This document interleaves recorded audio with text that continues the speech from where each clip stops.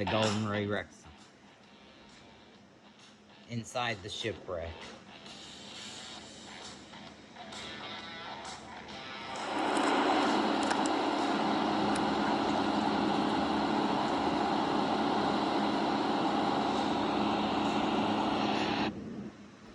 They finally, and on November 27th, 2020, we finally get to see a glimpse of the inside of the shipwreck. And it took, the first cut took like about 2 weeks, 2 to 3 weeks, I think, to remove section 1. And now, you get to see it's being lifted, and lifting the Golden Ray.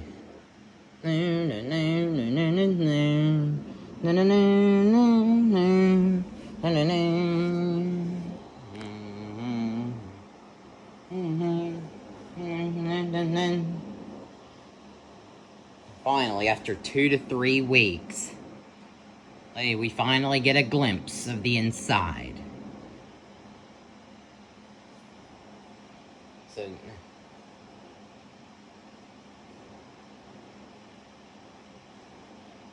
the crane starts to lift the first section out of the water, and then place it onto the barge. And just look at what's inside of this thing.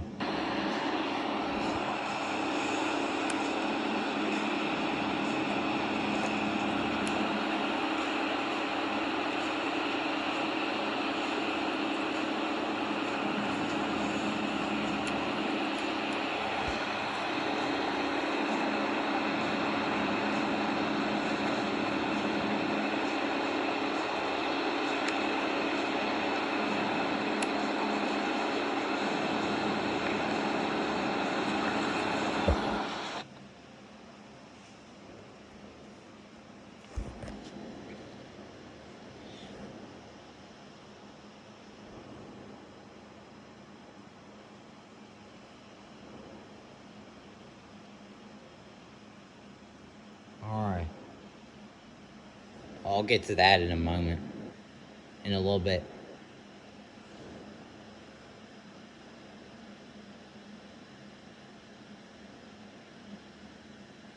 Alright, where is...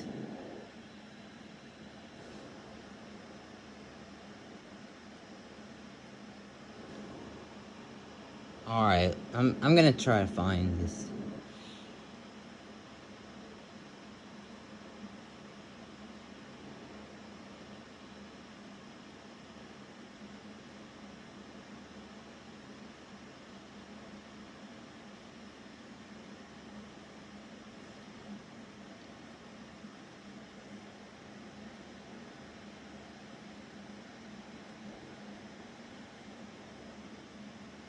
No, it actually doesn't show.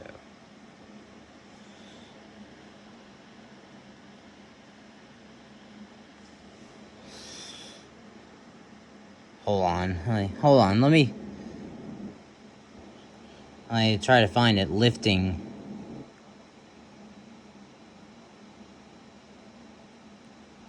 The first At Navy portion. Federal Credit Union, we are more than our name. We're the Army, Marines, Navy, Air Force, Coast Guard, Space Force, veterans, and their families.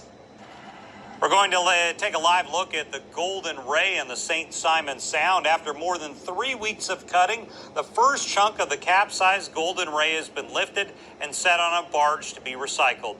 Tonight, News4JAX reporter Zach Lashway is speaking with a St. Simons resident about what the process is like for those living on the water. There's some banging and some clanging. For weeks, crews have worked around the clock to cut the capsized Golden Ray into sections. They must have hit something because what it sounded like was bowling balls going down a metal staircase. Crews began cutting the cargo ship containing thousands of cars into pieces on November 6th.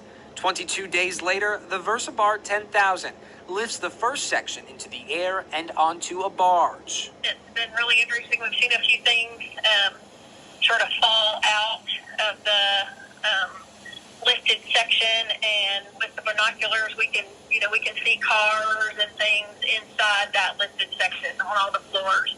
Take a look at these photos. The cars are jumbled, right? Yeah, like, it revealed, like, thousands of Kias, Hyundais, Rams, Mercedes, and probably some Teslas, but I don't think it was carrying Teslas.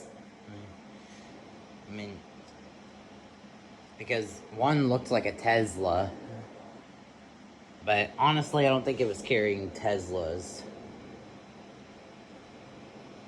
But debris, like, did wash up on shore, and I'll get to that, like, later, probably in the next video. And just stay tuned for that. So yeah. Some of them Just look look like at they're this. upside down. Some of them look like you're looking at the roof. We can see, the ones we can see are red, white, and black. So, yeah, they're definitely, in all sorts of orientations and, in not great condition. The grassroots organization Altamaha Riverkeeper also sent us this video. It shows equipment, among other items, falling from the wreck. News4Jack's maritime expert Rod Sullivan says what we see appears to be a lifting lug breaking away from the Golden Ray. The riverkeepers say while patrolling the water and coastline of the Sound, they have found several pieces of debris from the ship and cars, some of which is oiled. Watching this process unfold, do you have any concerns with the Yep, and environment? that's what I found. Well, Which we'll get to that later. Of course I do. I think everybody does. But I do think they're making every effort to do everything they can. We've seen people, combing the beach. We've seen people, the flotilla is out every day, looking for stuff. We see the shrimp boats out. We see the helicopters out. Hoping soon to have her sight and sound back. Zach Lashway, Channel 4, the local station.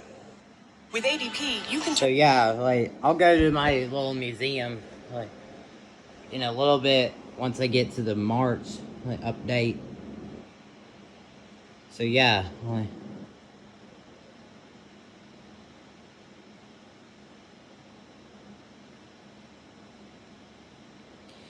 happening today, the next step in getting a massive cargo ship out of the St. Simons Sound.